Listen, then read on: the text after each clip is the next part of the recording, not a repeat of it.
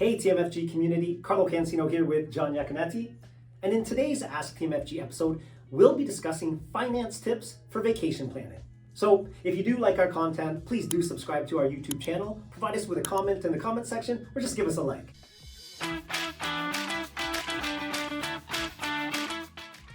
In today's episode, we'll be discussing tips on how to plan your vacation.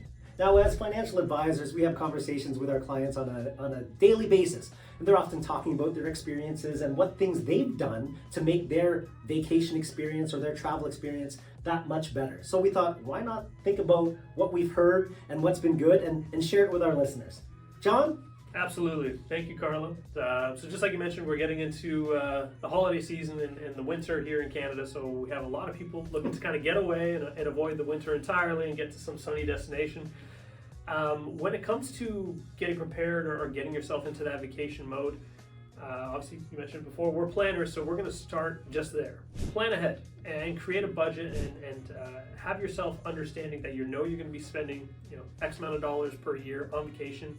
You might not be exact, you might plan for a $5,000 vacation, ends up being $7,000, $8,000, whatever it may be, but at least you're getting yourself ahead of the game. And this allows you to start saving early on and set money aside, so to speak, as opposed to then having to dip into debt, line of credit, credit card, what have you, for that major purchase, which whether it be airfare, accommodations, or what have you.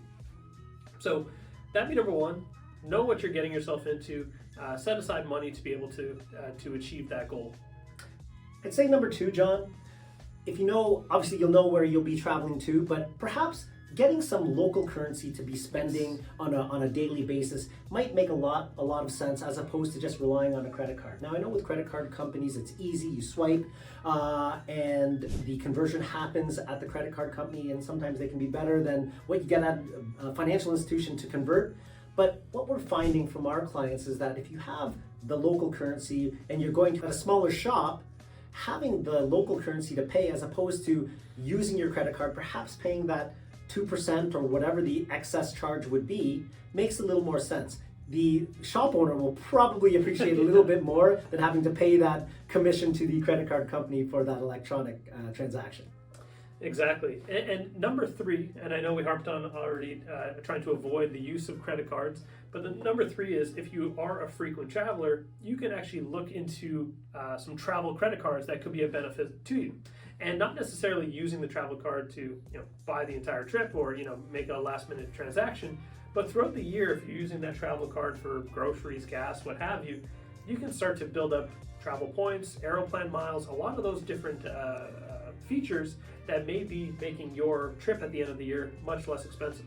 I know a lot of our clients as well, the ones that are travel focused, we're having that conversation in our meetings. Get yourself onto one of these credit cards that will be providing you much more of a benefit if you are looking to travel at the end of the year. John, those are great tips I think that we've shared from our clients. Number one, plan ahead. What are your priorities? Where do you want to be spending most of your money? What experience do you want to get to? So plan ahead, number one. Number two, try to have some local currency with you to pay for purchases, to pay for certain things, may be better off than using your credit card for all transactions. And number three, when planning for the trip, use a travel credit card or some level of credit card that provides you points that will help ease the burden of purchasing things while on your trip. Again, that's our episode for today. If you do like our content, please do subscribe to our YouTube channel. Provide us with a comment. Where are you going over the Christmas break? What do you do to plan for your travel? Or just give us a like. Until next time, I'm Carlo Cansino. I'm John Iaconetti. And this has been Ask TMFG.